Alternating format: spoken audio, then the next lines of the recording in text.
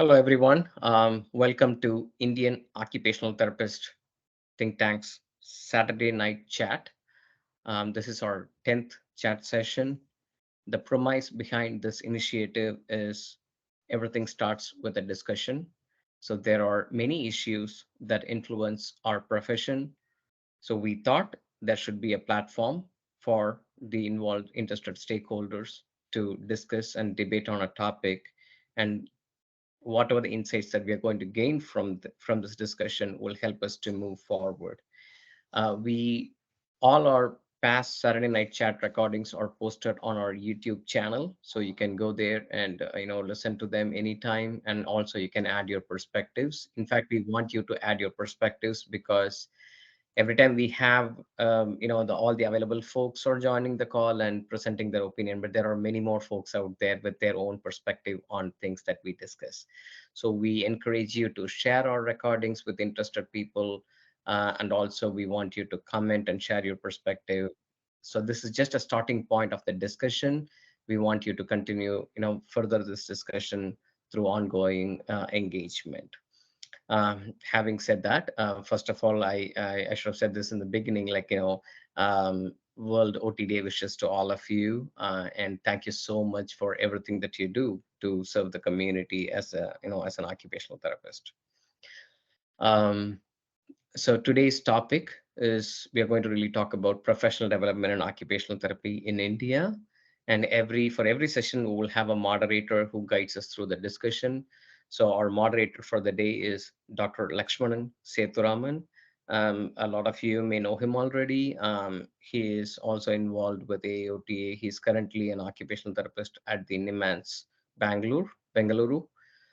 So without further ado, I'm going to let him get started with the topic, and then he's going to um, guide us through some discussion questions. Dr. Lakshmanan, please take over. Thanks, Karthik. Good evening, everyone. And again, it's kind of World OT Day and OT India wishes to every one of you. So today's topic for this 10th Saturday night session of IOTTT is professional development. We are going to discuss about professional development, why it is important, and what are the things we can do to get our credentials updated regularly on a basis. So I'm seeing somewhere around 8 participants who have joined as of now. So anyway, we'll start with the thing. Karthik, I'll start with you. Can you just highlight on why professional development is important, and what are the things people can look for? Which are the areas they have to continue educating themselves to update their credentials? Sure.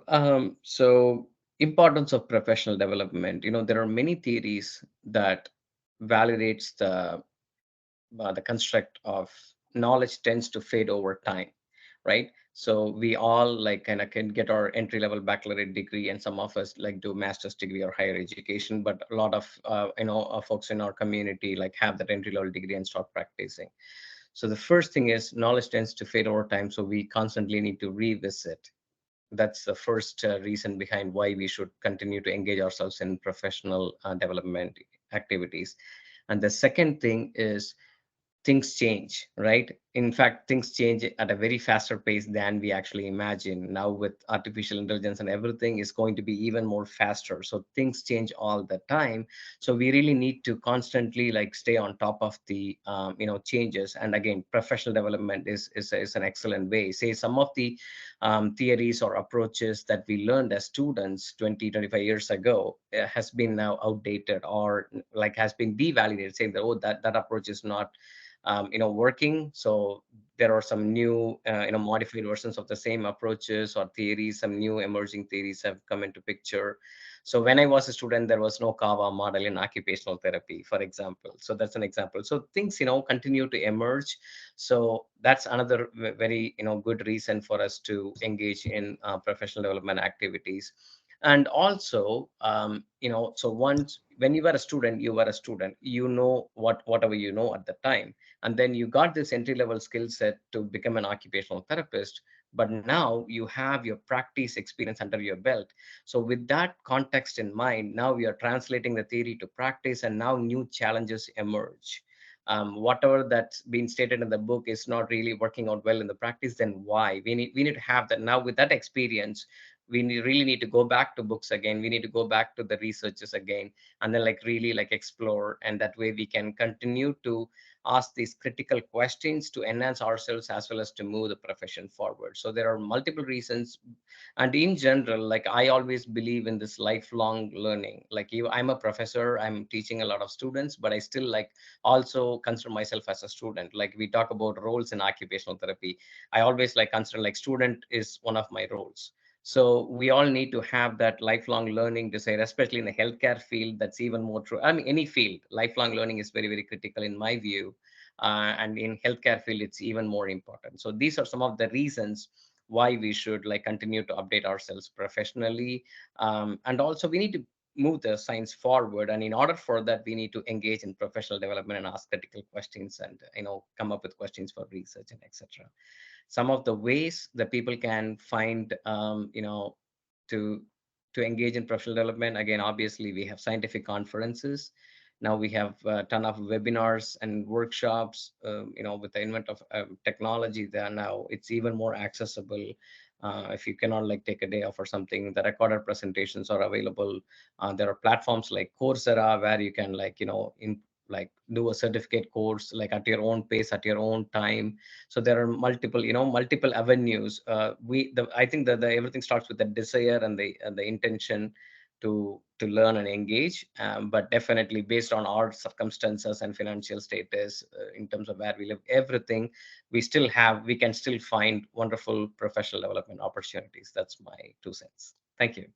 Th- Thanks, Karthik. Before I go on to other people, I have asked because you mentioned the role.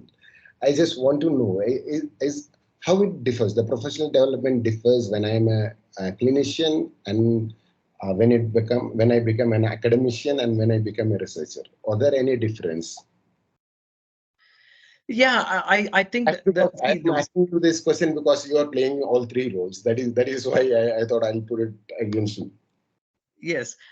See, again, I think one drives the other in my view. So being a researcher, I'm asking this question, and then once I'm like somewhere stuck at some point in time. Say, for example, as a researcher, I'm asking, AI is developing, how is it going to influence healthcare, right? So I have this question, then that kind of drives me to learn more about AI. And then okay, something happens in the field, and there is like the we like during the COVID was something thrown at us.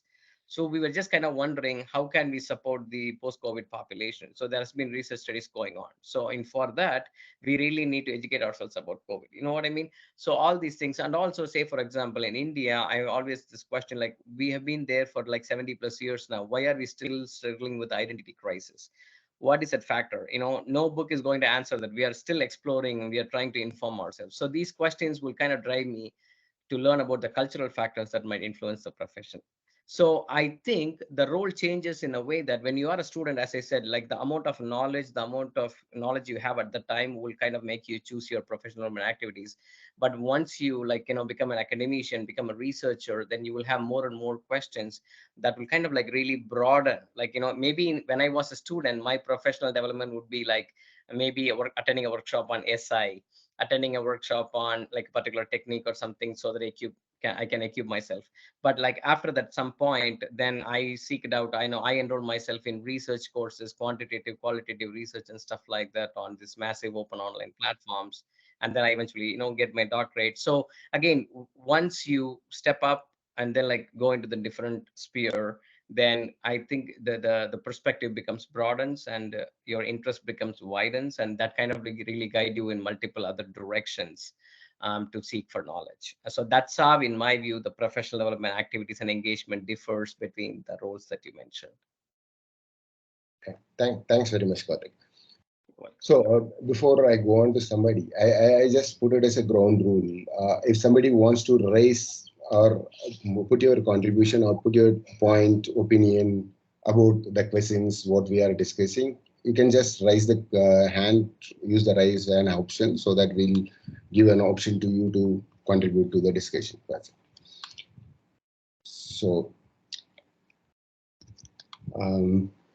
Nidhi, coming back to you, what do you think in an Indian context? How can an individual can update his credentials? So as far as the Indian context goes, every year the IOTA is doing a wonderful job of hosting the annual national conference. So that does give us a lot of chance to upgrade our knowledge in terms of clinical practice, in terms of research that is ongoing in the profession. Apart from that, we do have a lot of workshops happening locally. And just as Karthik sir mentioned, technology has brought us all closer. It has made things more accessible to us. And there are quite a few open learning platforms in our context as well, supported like we have the SWAYAM platform, the NPTEL platforms. So all of these platforms do give us a lot of opportunities to upskill ourselves, to learn. And I wouldn't say exactly by that we learn exactly within the scope of our practice, but also in areas which are very much related to us. For example, research. Research is something which would be applicable across disciplines, including our discipline. So that way we get to upgrade our skills, we get to upgrade our knowledge.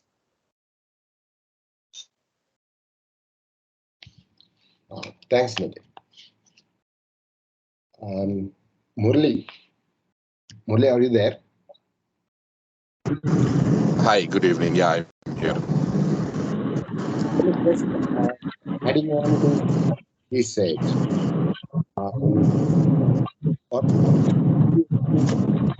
just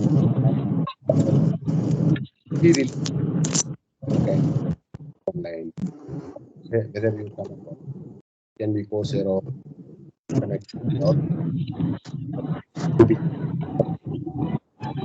I'm sorry, Lakshman. I'm not able to hear you. Yeah, Dr. Lakshmanan, like for some reason, your voice kind of broke up several times in between, so we couldn't really hear you. is it audible now? Yeah, you are, but I think when Murali unmutes himself, Okay. Murali, are you driving or something?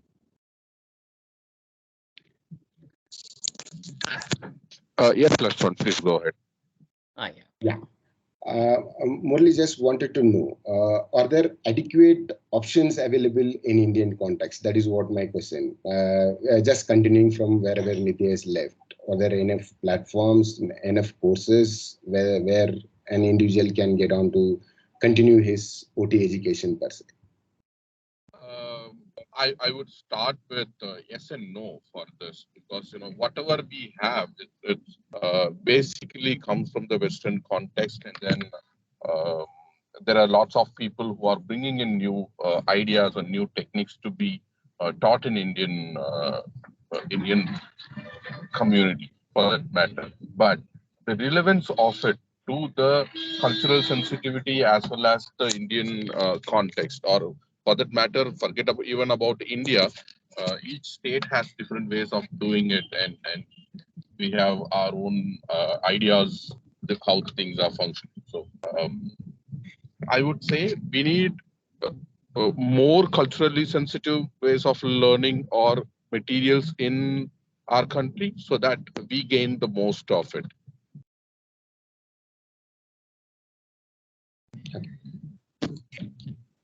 Thanks, Murali.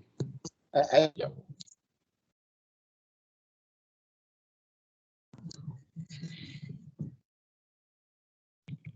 Are feasible for you, kind of a thing. I want the opinion of everybody.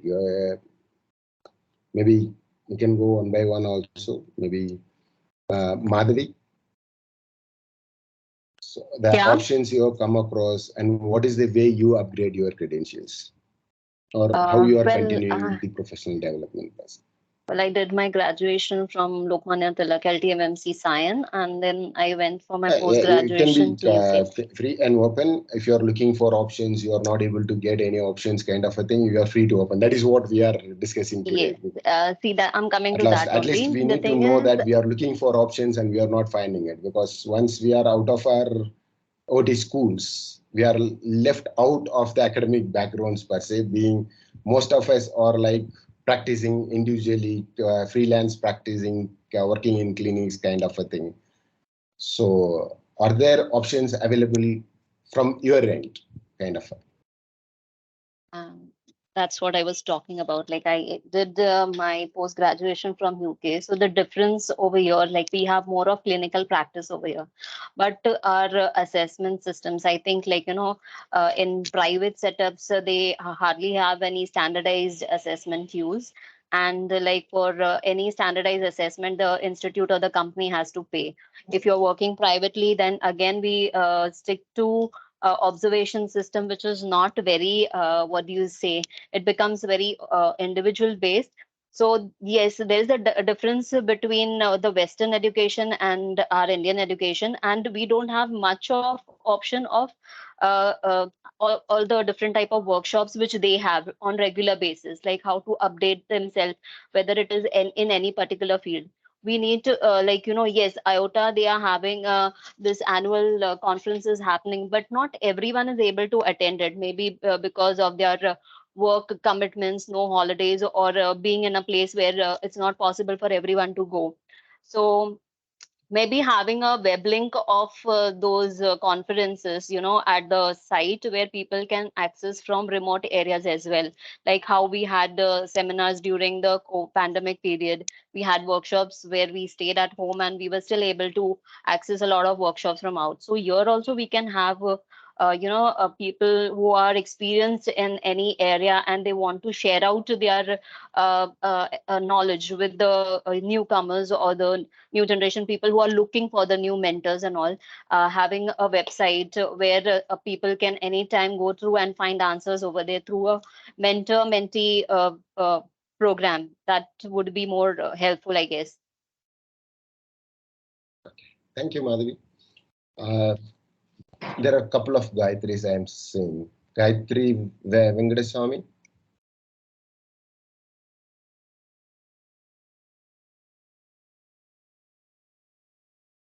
I think still she's finding it difficult to make it. Gayatri R.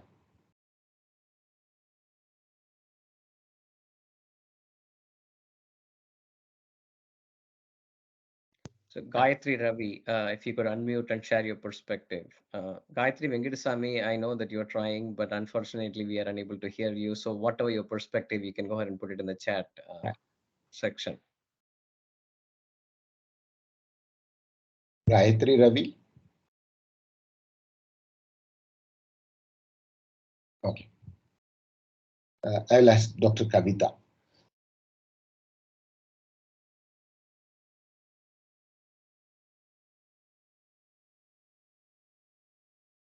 Yeah, good evening, everyone. Whatever Madhavi ma'am told just now, I agree with her. Can you hear me, sir? Can you? Yeah. Yeah, I agree with ma'am what she told. There is a lack of things which all students and all therapists is facing a problem with standardized scales and other things. So if it is accessible for everyone and continuous education regarding the standardized scales and all those things will be helpful for all the professions, like for all the professionals who is practicing individually. Because individual people who are practicing now through the clinics, most of them are not following the standardized assessment tools and other things. So that's what I feel. If there is a lot of webinars and other educational things regarding the standardized scales, that will be most helpful for the therapist to upgrade and to work on more. Yeah, thanks, Dr. Kavita. Welcome, Yeah, Suresh. thank you so much. Suresh, continuing with this, we were discussing about the options available in India about continuing OTT. So I just want you to highlight on the feasibility of having such programs here, having such programs, having different platforms which help people to upgrade their knowledge, and then the opportunities available and the feasibility of it, kind of a thing, and uh, how certain individuals can update their credentials on a regular basis, because the people whoever I suggested so far is like more of the difference between Western and Indian, and they need a cultural specific content, most specifically. But I want you to highlight on the things whether even the Western content is it feasible to access to everybody. That is what my question is. And then even if the cultural specific content also, if you can highlight on that, that will also be helpful. Lakshman, cultural specificity and feasibility in terms of what exactly? No, whatever the discussion we have. Hello? So, Suresh, I think we lost Lakshman temporarily, but basically, I think, yeah, he's back. So basically, I think the question is the cultural specificity of professional development activities that we have access to, and also like, like some of the comments that have been shared so far is basically like, yeah, there are options available, and we are learning some new techniques and stuff like that from the Western world, but the relevance of those things for the Indian context is not there. So that's one aspect. And the second thing, I think he's asking about how feasible it is to conduct professional development activities in India, I guess. Sure, sure. So primarily two things. One is in terms of the cultural relevance of whatever we are doing at the minute.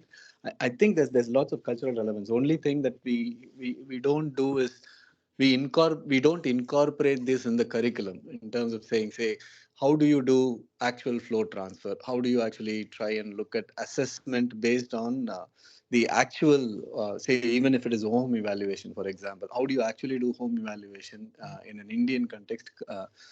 By using or by having your own tool, or by using some standardized Western tools like COPM or FIM or FAM or Bartel index or something like that. So in terms of cultural relevance, I think we got to incorporate this in the standards of learning within the curriculum for both BSc and MSc, as well as for PhD. And what we look at more in an Indian context is getting into the myth of using all these westernized evidences. But we could obviously look at the curriculum level and the teaching and learning level in terms of incorporating that aspect. The second aspect is also to in terms of translation, I think there's huge evidence for us available, not just in high income countries, but also from neighboring countries in terms of what works for OT. If you just look at Bangladesh, for example, we have an excellent system for occupational therapy. They are on top in terms of generating evidence according to their own culture. And one of the reason for that is primarily because people from high income nations are in Bangladesh supporting the students there and supporting rehabilitation there. So Bangladesh primarily runs with a fund that comes from foreign nations. And that is one primary reason. But despite of that, if you see how well occupational therapists in Bangladesh have taken up the course, the strength of the curriculum, and then embedded it within their own cultural context, it has been fantastic. Only thing we don't do is when we take high income country nations information or evidence or success stories, we got to definitely understand the cultural context and the actors behind that in our own context. That's one aspect. The second aspect is also to look at uh, understanding which would work, because if there's no system in place for us to contribute as an OT even in the public health aspect, so that becomes very important, and it's connected to my previous point in terms of saying We have a curriculum, but it's very, very rigorously aligned to the core science of occupational therapy in India. And in terms of understanding that and then making it culturally relevant for practice, which is evidence based, we can also incorporate evidences with, or we can incorporate content related to the public health system in India within the curriculum, so that everybody understands that after I finish OT, this is how the system is available for me in our country to practice effectively as an occupational therapist. Thanks both. Yeah, thank you, Suresh. Suresh, the additional thing which I want to check is, as you said, coming back to the continuing education, compared to the Western countries, not only the cultural specificity of it, even the continuing education per se is in the absence of a regulatory body. We don't have in Indian context, we don't have the need to update my credential, have the credit points to renew my licensure kind of a thing. In that case, how important is it for an individual to self-motivate himself to upgrade his credentials? Yeah, obviously, one important thing is it doesn't happen, Lakshmanan. It's a very important question, but it doesn't happen in high-income countries for all the occupational therapists, for example, because HCPC is there for regulating the standards of practice. However, if I am an OT, it is my responsibility to be registered either during my curriculum. So when I'm studying BSc, it's called pre-registration. So even before I complete the course, I become a part of HCPC. And once I get graduated, automatically I get into the system of HCPC. So HCPC regulates the profession. And say, for example, if 100 occupational therapists are there in the United Kingdom, HCPC on a biannual basis will send one or two invitation for people to say what is your portfolio, how did you update or upgrade, or how are you actually documenting what you're doing, and how do you make evidence that you're still practicing as an OT or a researcher or an academician. So not all 100 people will get it. One or two people will actually get that during their renewal process, asking them, can you please give us a one or two page about how do you evidence that you're still practicing as an OT. So people in the high income nations, particularly regulated by some bodies, they usually do not get into getting more credits through continuing medical education or continuing occupational therapy education. They do it only when they feel that they are interested in learning something, and that is actually available. And say, for example, I can certainly say that somebody is actually working as a social worker, and suddenly they see things that an occupational therapist does, and then they like it. And if they think, oh, okay, I want to actually get into a course related to occupational therapy with my interest, they go to that course. So it's basically need based and highly pragmatic in terms of, if I'm going to earn something in terms of a career development, I go to that course, I finish that course, and I progress. In our place, and even in that context, we struggle a lot, primarily to say all of you are going to graduate and then do evidence based practice, but you guys are getting scared about the word research. Okay, students here in high income nations, we introduce research, evidence based OT in the second year or end of first year, and students just think that as a semester exam, that's it. They don't give more focus to it. They look at it as an academic assignment rather than looking at it as something that they have to learn to make sure that they are doing practice in 3 years time, because it's only 3 years here in this country, in the UK, for example. So it's a stress for us as teachers to tell them that please take research seriously, and then don't look at it as an academic assignment, because you're going to treat patients as soon as you graduate in 3 years time. So there is a definitive need for incorporating those kinds of components into occupational therapy programs here as well. In our country, it can become much more relevant to the needs of occupational therapists. Basically, anytime you see the content is purely clinical, talking about aspects related to occupational therapy, kava models, frameworks, and approaches. However, it will be very nice to actually see how can we take that kava model or the approach that we are talking about to the community level, to the field level. And is it possible? And that is where we got to be really, really sensitive. It's not about celebrating International Occupational Therapy Day or International Autism Conference and things like that.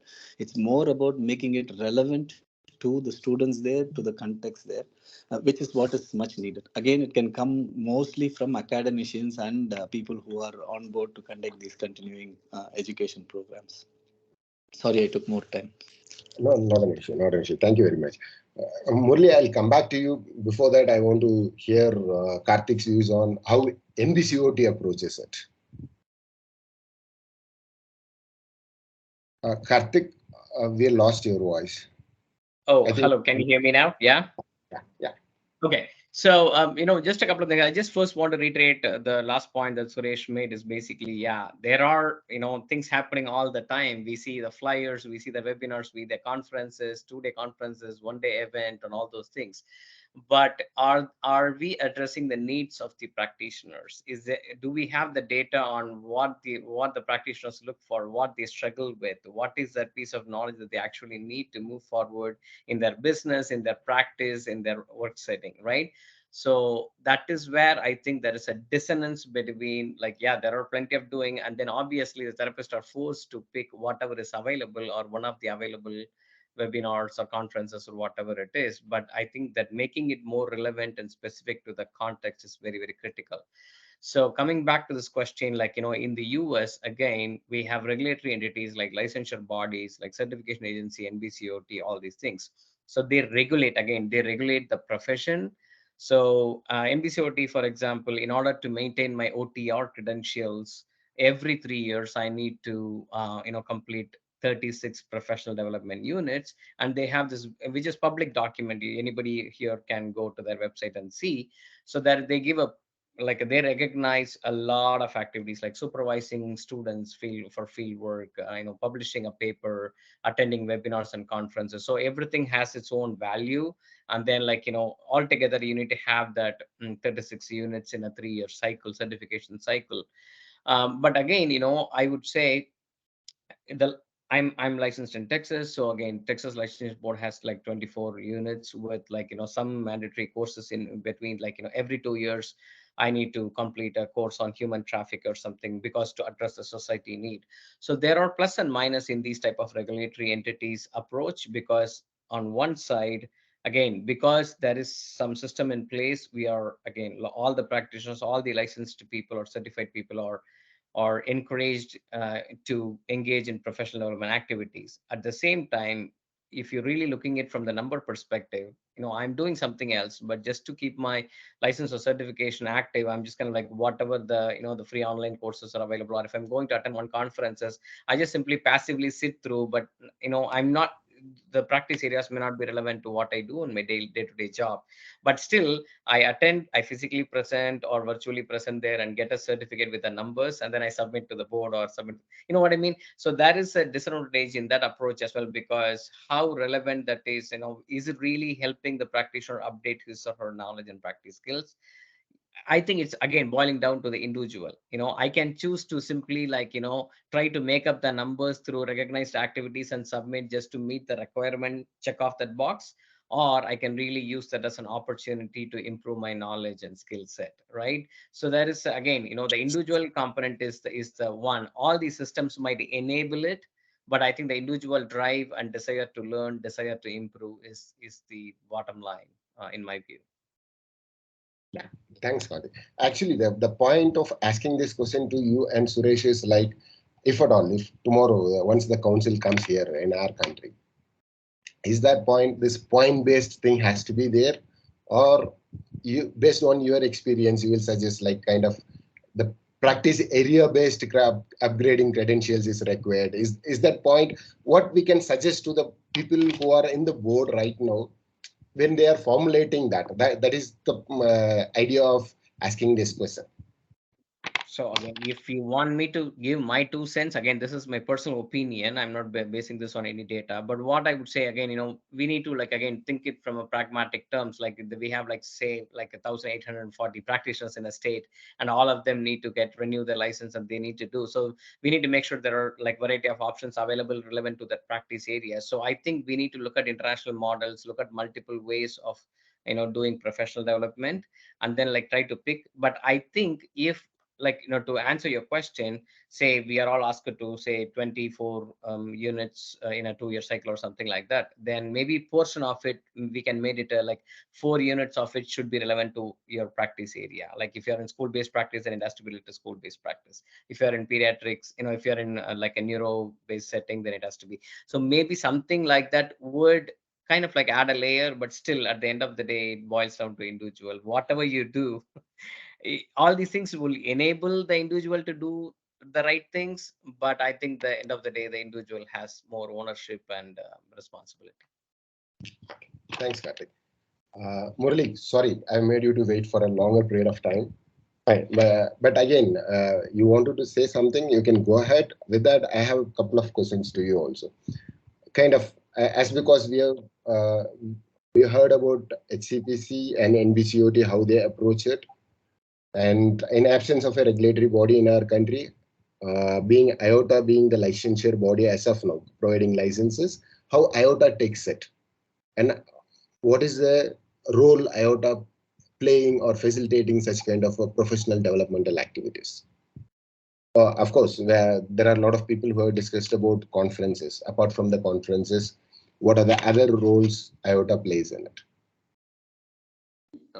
As of now, how it is working is the Academic Council of OT is has given a basic guideline of what is to be there, what is to be the basic need of subjects or basic need of the curriculum to be in their recommendation. But each university, they can have their own ways of modifying or drafting their curriculum. But this is where I think what is not matching correctly. Because from the college perspective, from the academic perspective, or from the university's perspective, it's like how many students I get out of my college and how we can go abroad with this 4.5 years of credits. So for that, we have designed the curriculum accordingly. So in that matter, any practitioner who's practicing in India, and most of us will differ that we probably have something removed from the curriculum what we have studied, almost 20-30% of the points, and then add something more. But when we are in the college, because I was also in the college, the focus when I was in the college is to help the students go abroad with that credentials. I know the time duration or duration of the course is different in India and as well as in abroad. There are 2-year courses also available abroad. We have 4.5 years course. So what exactly is the difference? Is the duration or is the content? Or are we exactly doing the same content what we are doing, or we are doing that curriculum only to match the need that they are asking us for as a supplier of occupational therapists from India to either US or UK? So this is one thing. And from the IOTA's perspective, yes, there are seminars and workshops are being facilitated, fellowship programs are being facilitated, but I would still say we haven't gotten to the core concept or core part of really helping the people, helping the profession in that matter. For that, we would have to reach to a level where everybody gets access to it. As of now, this is like we are only reaching out to a limited number of occupational therapists in India, either through conference or either through fellowship program or either through a small workshop, because this is happening in selected places. It has to be generalized and commonized. At the same time, it has to happen everywhere all around India so that we reach out and deliver that professional upskill development to all the occupational therapists. So this is on IOTA, but I also have something else a little different to talk. See, being someone from South, did my UG and then went into Bombay and studied in a government college for PG. The stark difference of how we do here in South, how I did. I don't want to say how we do. How I did is I was solid in my theory when I did my UG here. Practically, yes, I was lacking. Probably that was my institute, which was that. But when I went to Mumbai, it is totally the practical aspect. From the second year, they all see the clients and then they all see everything. But what I noticed or I observed is that lack of theoretical knowledge in the north and the lack of practical knowledge in the south. This is what I felt. I may be wrong, but this is what I felt. I got lucky because I had the theoretical base, and then I went there and did the practical, gained the practical knowledge, so I combined it together. So somewhere in India itself, we are working or we are conceptualizing the professional development in two different ways. What needs to be disseminated to the student community. This needs to be sorted out all over India. Yes, once the council comes, this probably will be sorted out in a better way. That's one thing. And then from the practitioner's perspective, students are definitely getting workshops, conferences. They go as part of the educational program. But once you become a professional, is where we stop upgrading ourselves. Unless until it is my self-interest. I want to upgrade myself. I go reach out to the topics, and that is only on my interest. Whatever area I want to improve, I go and attend it. I see lots of people, not going for it. Reasons can be multiple. Either it is too time consuming. One is like it needs payment to be done. Of course, yes. And the other one is if I go out of my practice, I'm losing money on my private practice for the 2-3 days. If I leave out and go, the call for upgrading myself has a cost. So that needs to be taken up by ourselves. Some of us are ready to take, some of us are not ready to take. This also is in the mentality of it. Because it is important to survive and to be relevant in our field, relevant in any field for that matter, to upgrade ourselves, not just the conference, just over the phone talking to my fellow colleagues, fellow therapists, asking him a doubt or clarifying like, okay, I have this child or this client coming over. Can you please tell me where I'm going, what I'm going right and wrong? Is also professional development. I'm upgrading my own knowledge through somebody else. That needs to be there with everybody. And I think this is again coming down to the point of self-realization and self-upliftment. Thanks, Murli. I'll try to summarize whatever you said once Suresh has added to whatever you want to say. Yes, Suresh. Thanks, Lakshmanan. Thanks, Murli, for this useful information. Primarily, I have 3 points to add. One is, as he just said, based on interest, we got to update, and that is one reason we have to kind of look at professional development opportunities. However, we don't actually understand that in our Indian context. Primarily, if you take annual national conference, for example, if you don't inform this to any students from any colleges, if you don't inform to any academicians, and if you say this is going to be a pure scientific professional development conference where everybody who wants to gain knowledge come in, then hardly you will have 10 to 50 people maximum. Now, what we are doing is indirectly exploiting the students in the name of conference, asking them to come, asking them to present whatever they want. So, for instance, past few conferences, there was one person without an understanding of systematic review. As a single author, he or she was actually talking about a systematic review completed with an evidence that's been wonderful, and we need to actually go forward. And the chairs of that particular conference also were probably applauding that particular research work, and probably she would have got an award for it. And that's the science that we are talking about here. So it's both the rigor of the conference in relation to whatever you're conducting, whether at a national level or even in one single college for 30 minutes. It doesn't matter, but the science of occupational therapy must not be diluted by the people who are organizing it. And number two, you cannot actually say we are doing fantastically well by actually engaging people who are into that learning mode. So I have to learn, I have to get my OT certificate. and within that time, if I get a conference, then obviously I will go with it. However, if I graduate, as Murli said, after I graduate, it's in my hand. So I think, as he rightly pointed out, everybody thinks that after they get the OT certificate, they know what is OT, and they don't need any more further updates on it. And that is when the relevance of the conferences come in. What are we talking about in those conferences? Are we talking about something where somebody is super specialized within the South Indian context or North Indian context? Or are we talking about something that is relevant to the context? So Murli was saying India, India, India for a lot of time, right? But are we actually India? Or are we talking about Maharashtra, Delhi? And when he said South, probably I think it's Tamil Nadu he might have referred to.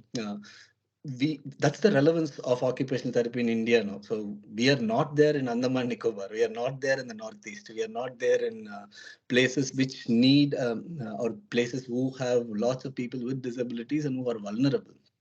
And even for COVID-19 or even for any natural disaster, we have not been able to engage in those kinds of activities or use that as an important aspect to focus on and then discuss more on it and then raise the science and evidence behind those aspects. I can connect it to the second point, which is related to the fellowship that All India Occupational Therapists Association is giving to students, right? So you recently have two opportunities, one for 4 years or 3 years, another one for 2 years, right? 20,000 rupees is not sufficient for me to get ethical clearance for my research. Even in an Indian context, if you go to a hospital, if you're working in a hospital, and if you ask, I am doing a research, and the ethics committee will obviously say there is a fees for ethics application, and the fees in some of the primary hospitals in most of the South Indian states are between 30,000 to 40,000. And if the fellowship money is only 20,000 and that is for 2 years, where am I looking at pragmatically in terms of improving or building the capacity of that researcher? Similarly, 50,000 for 4 years or 3 years, it's where do I cover my travel cost? Where do I cover all the other aspects? So it becomes completely not connected and unrelated in most of the situations. So those are the things that we have to be really particular, and we have to make sure that we conduct executive certificate continuing programs, or particularly for people who will do it and who has to actually work on those aspects. So without prioritizing our areas for development, I think it is going to be just a repetition of student community coming together and then doing things. And Murli, lastly, to talk about the gap that you said between South and North. So in reality, if you see, most of the South Indian placement institutions do not have an OT department. You go there and then you create your own department and then show it. But in other states that you're talking about, particularly Maharashtra, where you learned your master's, they have a system in place for OTs in government colleges. So probably that would have been the reason why you think practice is happening there, because you're included in the system in Maharashtra. Unfortunately, we don't have such kind of system in South India to practice and effectively contribute. Thanks, Suresh. Just before coming to you, Karthik, Yeah. the couple of points, the first 2 points you raised, Suresh, I will discuss with you because in the name of fellowship, you have discussed the research grant recently announced by AIOTTT. And I will take the blame because with great difficulty I have pushed it into the thing. The entire proposal is mine, so I'll take the blame. But I will come and discuss with you why it is such way. I'll discuss with you. But again, I think that is far beyond this topic, so I won't spend much time on it. I'll agree with you on the third point, basically because the conference also I have a difference of opinion with you. I'll discuss with you. The third point I agree with you basically because whatever Murli said, South and North difference, basically because the Mumbai colleges or all 3 state government colleges, they have been well established over last 5 or 6 decades. And we passed out from a self-financing colleges where we don't get much of a clinical population which is coming into those self-financing colleges. That makes the big difference of what Murli was mentioning. Yes, Karthik, you can go ahead with your point, then I can come back. I'm just going to like be very quick because I really want other attendees to Uh, talk as well. So yeah, one thing is again, the north, south. I mean, I'm going to say that south and west. Mumbai is like more west than north. So the south and West. west difference would probably again, the OT originated in Mumbai, like and then like it has a long-standing history compared to the other parts of India where the OT emerged very late. So again, as Suresh rightly pointed out, the systems are there in place that may have contributed to that more practice oriented knowledge that he gained. So that's one thing. And second thing, when you talked about the duration of program, like in Murali talked about it, like in the UK, US and all. In the US, I just want to clarify that it is an entry level master's or doctoral degree, which means the student has to join the OT program with a bachelor's degree and with a lot of prerequisites in anatomy, physiology and neuroscience. Different institutions like change the prerequisites, but the bottom line is they already have a degree as well as they have a lot of prerequisite knowledge, that most of which we like kind of like learn while doing the BOT, but these students are coming with that background knowledge through some other course like BSc psychology, BSc kinesiology or something like that, and then they come and do OT. Okay, just a clarification. Yeah, our program is entry level doctorate and it's only 3 years long, but they have that additional years already under their belt. Thank you. Please take over, Lakshmanan. Yeah, thanks, Karthik. Um, so seeing that right now, after hearing to all three of you, I understand that there is it's boils down to self motivation, the desire from an individual to go ahead with it. Again, that is what. Unless and until there is an external motivation which triggers this self motivation, it is very difficult to take continue this education part of it. Um, I'll go back to Lokesh because we have never given an opportunity to Lokesh who is there for last half an hour or so. Lokesh, how do you see this? Sir, excuse me, I'm really sorry. This is Gayatri because due to some technical Oh, glitch in my device, I just okay. shifted to another one. Please Okay, go ahead. so sorry for that. I didn't inform you. And so basically, actually, I'm a recent graduate, and from my view, like what would I like to put on is. As a student in going back to my bachelor's time, like uh, like studying and doing all such things, we were put to a lot of terms, and it was kind of quite interesting, and all the assignments and attending seminars and all those things. Yeah, it was great. So as Lakshmanan sir told, the motivation at that time, we'll have that fire inside us that okay, like we'll be a good therapist, we'll be a good occupational therapist, we have to do this, and studying whole lot of syllabus, coming out with like lot of different aspects of occupational therapy, and we'll be like more motivated to do a lot of things. So that time we'll be attending a lot of conference and webinars, like whatever with available for us, like we'll try to do that. And after a point of completing our UG, and after that, so what the thing is, like most of my friends in my circle, like they get just satisfied with what they get at the initial point. So either maybe getting a job, okay, they are done. Okay, I've completed a degree, I got a job. Okay, this is a part of my life, and that is it. So they are going for the next stage, like whatever it's so maybe. So looking into that point, I see that the motivation is down, and we don't we just become so narrowed, like our knowledge became narrowed. So being like studying a lot of subjects and all those things, and when we placed in a job, we just stick to that particular thing.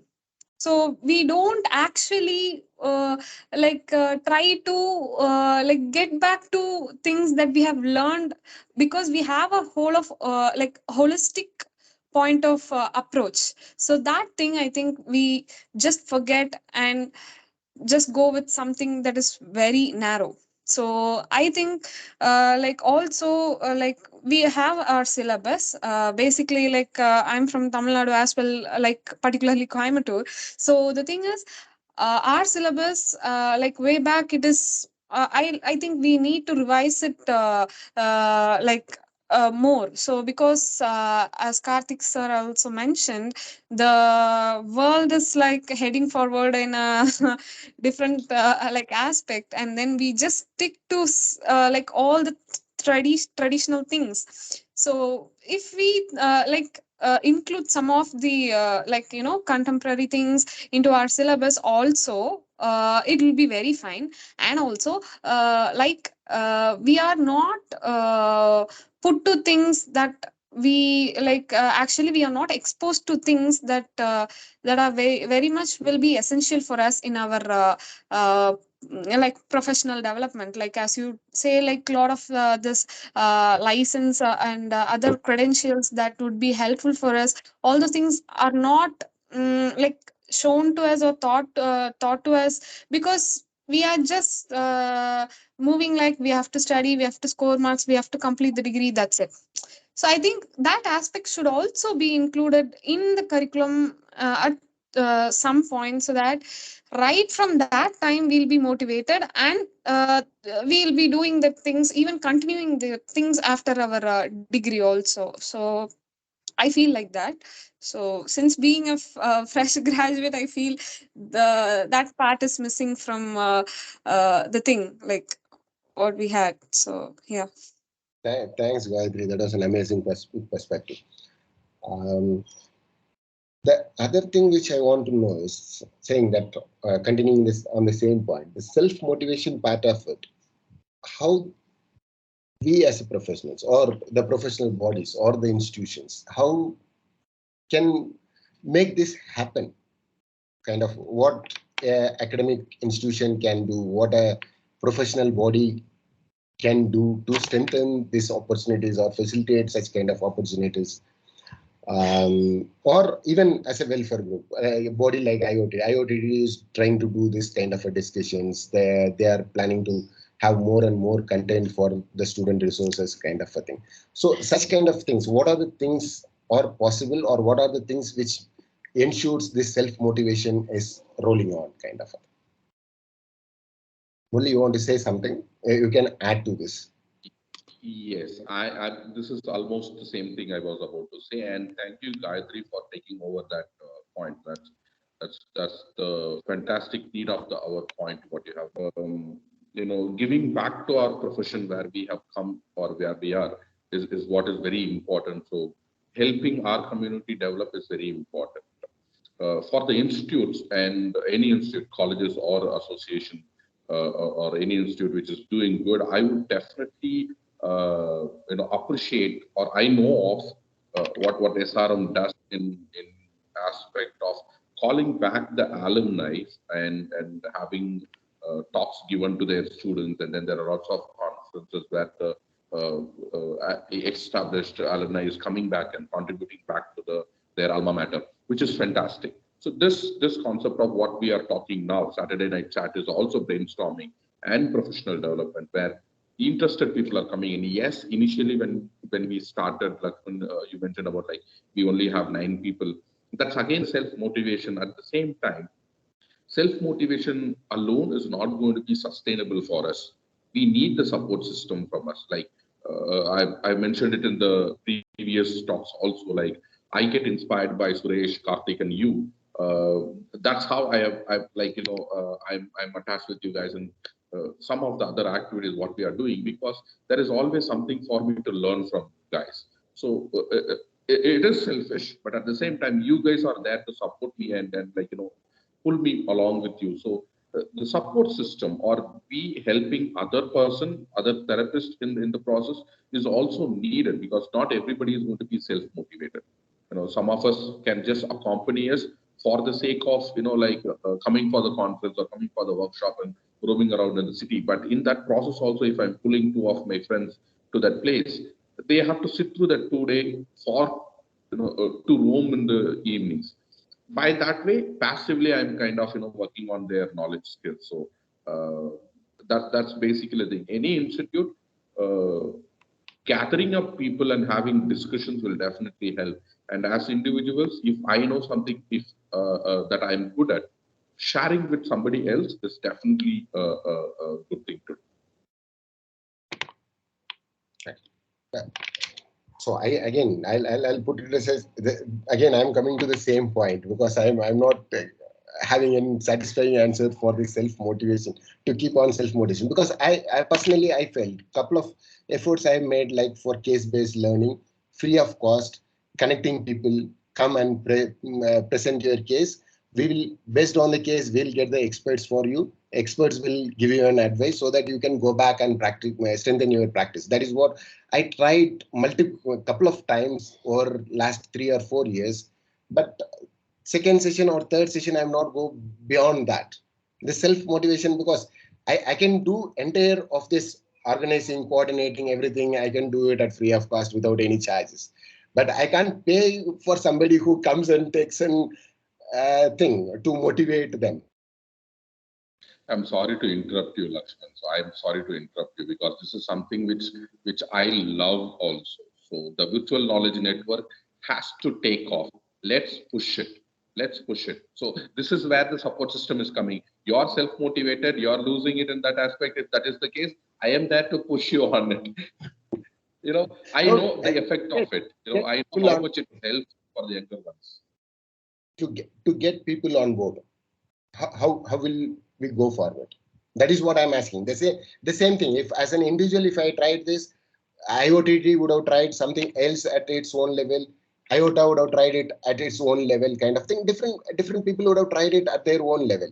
But how to motivate, get that self motivation on? That is what the question is. Yes, Karthik, please. No, Suresh kind of rose his hand before me. So Suresh, you want to go first? Oh, okay.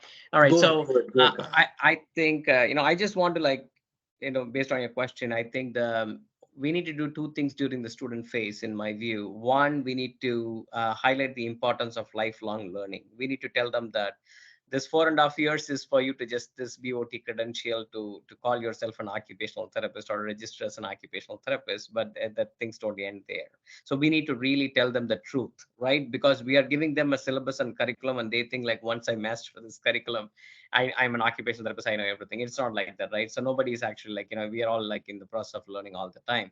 So we really need to inculcate the importance of lifelong learning, and then we need to instill curiosity. Like while presenting, just don't deliver the information. Like present them with questions, ask their opinion. Let us help them engage with the content.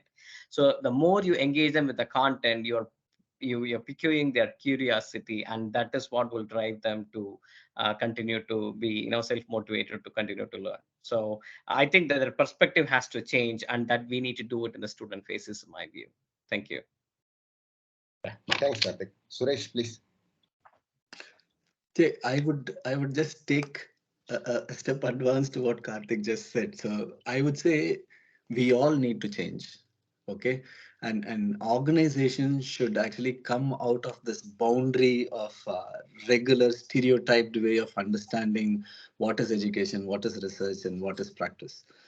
They all the organizations, okay, I'm not saying only one organization. Any organization that is looking at occupational therapy as a science and looking towards professional development should come out of the boundaries of the understanding, particularly because whatever organizations we have, they lack the public health understanding of how, as an OT, we impact on the community. That understanding is still not there because the system is not there. We can't blame the system, but we have to be a pro and then talk about doing things in three angles. One is academic perspective.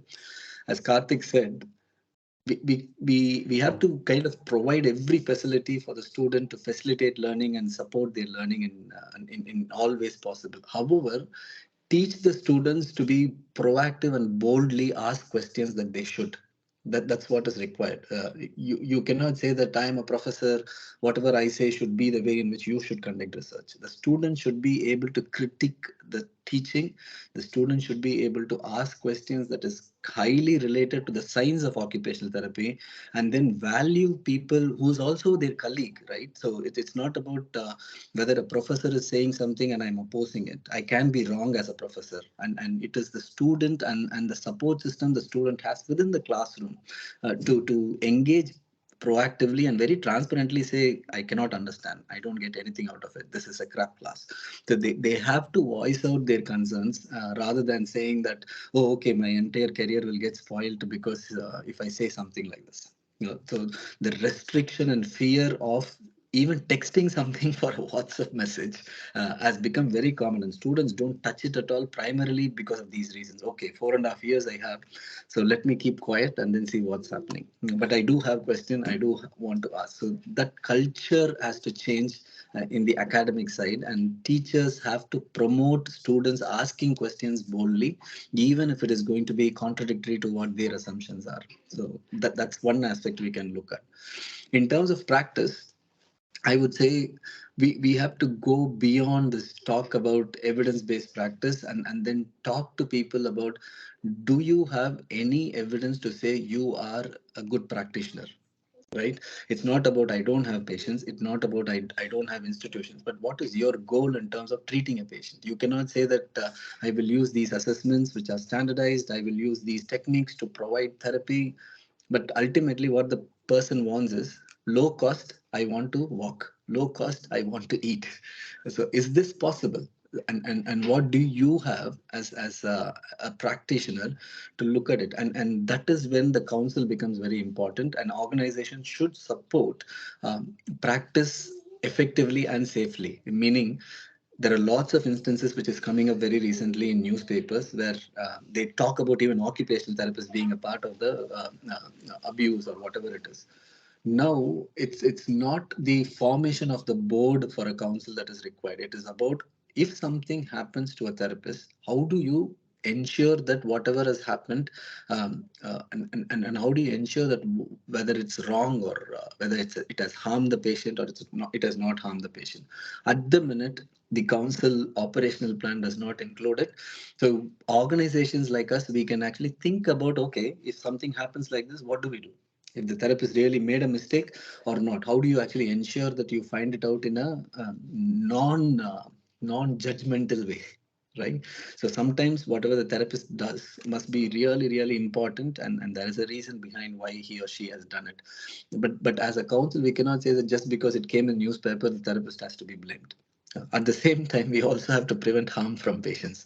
So the council and organizations working should work together and then ensure that whatever we are doing is going to be, in terms of practice, safe for both us and the patient, and also effective for both us and the patient. So that's the second aspect. In terms of research, I think we will have to start introducing those components as a core module in occupational therapy.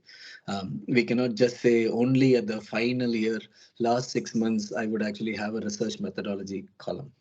Here in the UK, I'm sure in the US as well, first year, first 3 months, the student has to understand what is career development framework. And we teach the students that it's not just practice that is important.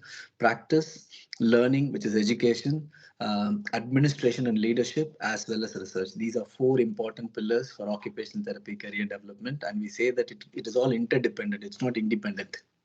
So if you want to be a leader, you have to also have some competencies related to the other three. If you want to be a researcher, again, you have to have. So this particular thing, they will have to just read an article and then start looking at. So some of the module topics, or the core module is called evidence-based occupational therapy, evidence underpinning research in occupational therapy, career developmental framework, occupational therapy in communities, occupational therapy, and public health. So these are 5 modules that Northumbria University has within the first 2 years for the students in OT of the 3 years course. And still we are struggling to look at how students can become active consumers of research, and that is what is my point. So in terms of research, I would say everybody, every organization working towards OT professional development, including students, have to be made active consumers of occupational therapy, disability, and health research. And that is what are my 3 angles to kind of say everybody has to work together, go beyond boundaries to look at professional development rather than sticking to saying that we are who we are. Well, Thank you, well Suresh. summarized, Ramesh. Thank you. Lakshman, just to remind you of the timing. So if No, you no, want to it's give any kind of just opportunity to anyone who has not, like I think Nandini Munaswamy has, has not, like if she wants to say something about this topic, or anyone else who want to say something, we need to wrap it up. So Lakshman, yeah. yeah, I'm not able to see anybody apart from Madhavi, Nidhi, Kavita, Okay. Gayatri, and Murali. Now, is Oh, Nandini? so Nandini Munaswamy, I see a name, but it says leaving. So I'm not sure whether my screen is only showing, but the person has already left the call or something. Okay, Oh, no worries. yeah, Nidhi is there as well. yeah. Yeah. Nidhi. Is before I summarize, I'll just open up whether anybody wants to share anything in general about professional development. No. Yeah. Thank you. So, in summary, I'll just make 4 bullet points. Yeah. Yes, Karthik. Lakshman, and I see Madhavi's hand now. Yeah. Please go ahead, Dr. Madhavi. Yeah, it was a lovely conversation that we had today. Like I have attended this type just first time, I think, this chat. What I see, yes, we definitely need. There is a need of increasing curiosity in young graduates about evidence-based practice and how we are actually going to use it in our clinical way. And also, there is a way. There is a need of coming up with ideas of how to increase our knowledge about a particular area, or upgrading ourselves. Upgrading ourselves is always, as I learned today, is all need based, and not everyone is motivated to upgrade themselves, because you're like, once you get the job, our requirements changes, family life and everything comes. But like, how many of us are actually thinking about giving it back to the institute, and actually upgrading our own occupational therapy profession? So as and the what do you say, the council, if they are like how in US UK they have the regulatory body which makes it compulsory for regulating upgrading themselves. They have this continuous education units which they have, and the people, they need to do it on regular basis. If we also have it in our country, I think people will definitely will have to gain some or the other form of knowledge which is there available, whether in their particular field or just to upgrade in their self. So that will also help the graduates to understand, okay, we need to upgrade because of this as well. Thank you. Thanks. Thank you. Thank you for that. Yes, Murali. Murali, you are muted. Muted, Murali. Hi. Just wanted to add one point that everyone who has joined here has the professional interest in our mind. But how do we contribute more towards it? Is getting some of our friends more. I'm sorry about the background noise. Getting more people back to the discussion and conversation, and that is what we need to do.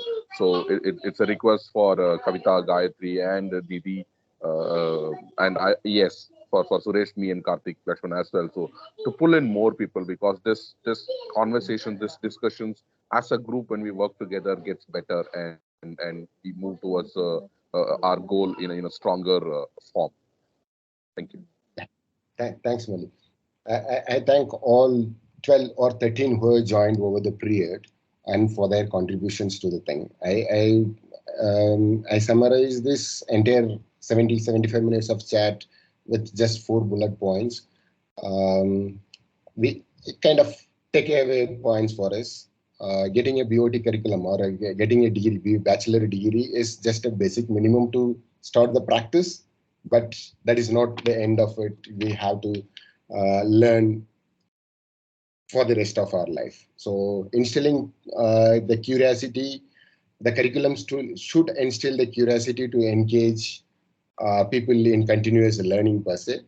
And also, it is better to encourage the engagement while learning, and the concerned bodies has to plan to provide opportunities for case-based learning, and also that continuous education should also focus on safe and ethical practice.